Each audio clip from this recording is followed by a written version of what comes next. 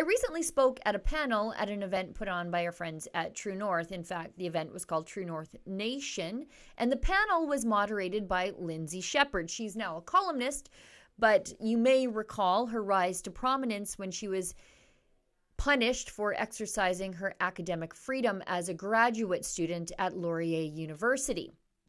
My fellow panelist in the discussion was Alyssa Golub from Campaign Life Coalition.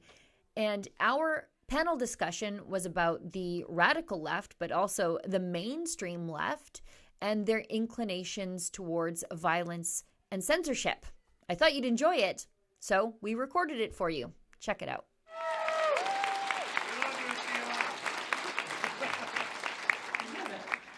Tell us your craziest interaction with the intolerant left. Sheila, haven't you won in court for being attacked while out in the field for Rebel News?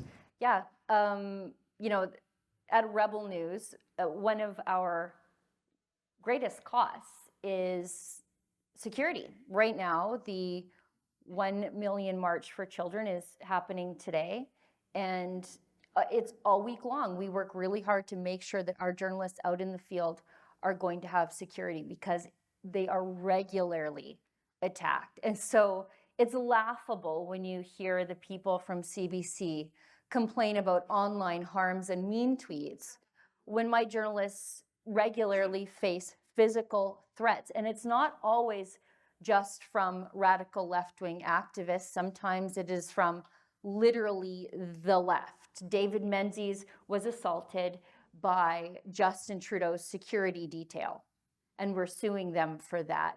Drea Humphrey, thank you.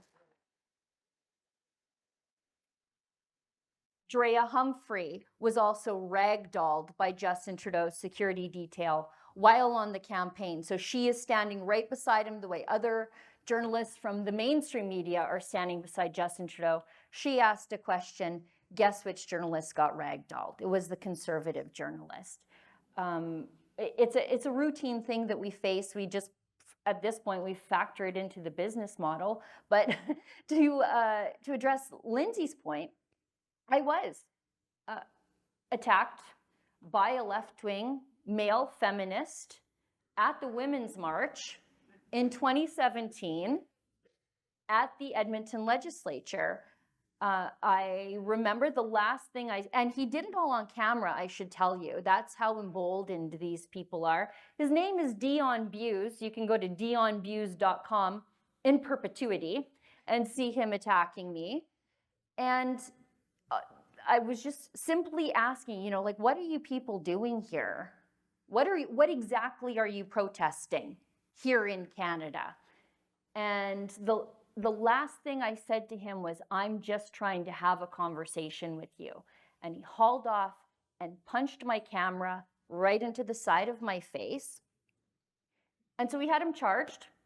We took him to court. The judge there never bothered to see the video evidence. The Crown struck a deal with him, and he was basically given a conditional discharge for assaulting me on camera. So we were still going to get our pound of flesh. And so we sued him civilly, and we went against him that way. And like I said,